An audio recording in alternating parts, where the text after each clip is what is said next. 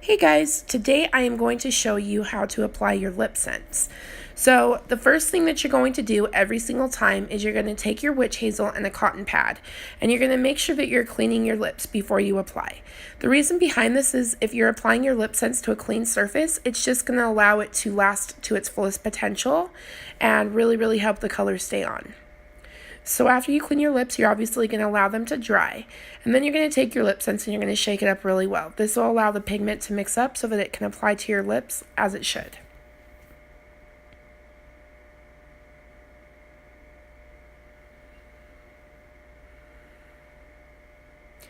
So your first layer, you're going to make sure that you are spreading your lips really well so that you can get the color in between those creases.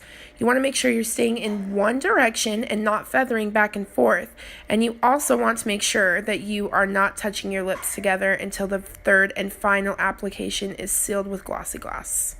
So here you can see I start from the middle and go down.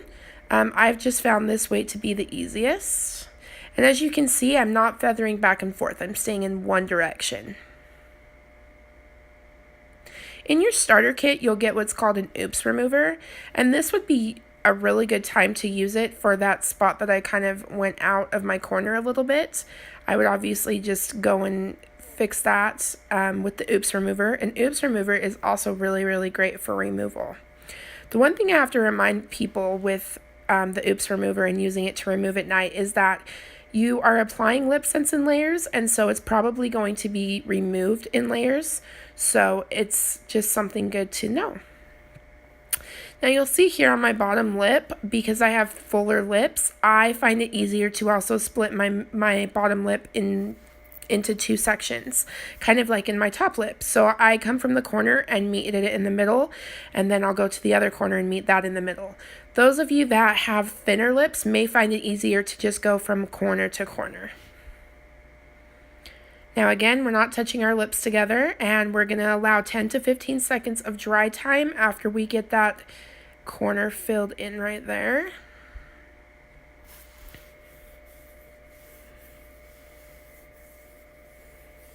Okay, perfect. So we're going to let that dry 10 to 15 seconds. If you're using a matte color, you may find that you need longer dry time, and that's okay. Just make sure you're really letting these layers dry in between application. So here we'll start to do our second layer, and it's going to be the same concept as the first. We're not going to feather. We're going to stay in the same direction that we did the first layer, and we're going to keep our lips spread. I always find that the first layer seems to take just a little bit longer than the others because we're really building that base of what we're going to do the second and third layers with.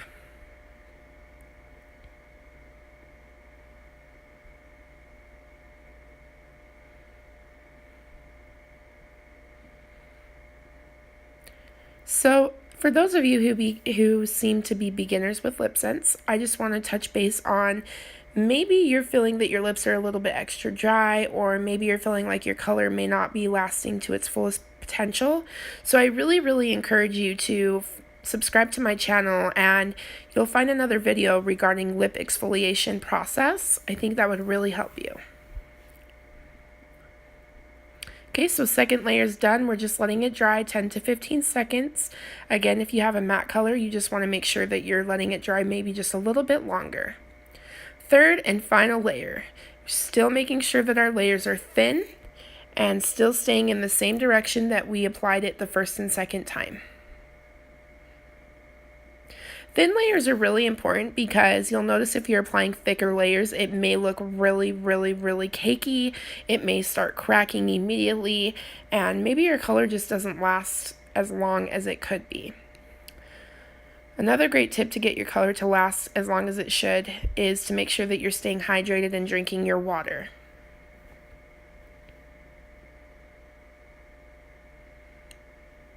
So again, our third and final layer, once we're finished with it, we're going to still allow 10 to 15 seconds of dry time, maybe longer, and then we will take our Glossy Gloss and we will seal that color in. So we want to really make sure it's dry. You'll know it's not dry if you go to put on your Glossy Gloss and the color transfers to the gloss wand.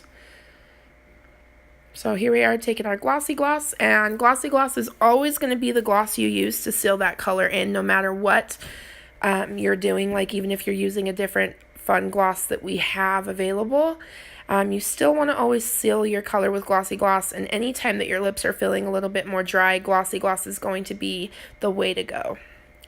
This is because it's super hydrating for your lips. It has shea butter and vitamin E. And in the first application, it's going to really seal that color to your lips. So here we are. We have applied our Lipsense color. This is Nutmeg. And as you can see, it stays and it's going to be there for the rest of the day. Thank you so much for watching. Please give this a thumbs up. Be sure to subscribe to my channel. And if you're not already, come be a part of my Facebook group, Lip Queen Beauties with Rye. Bye, guys.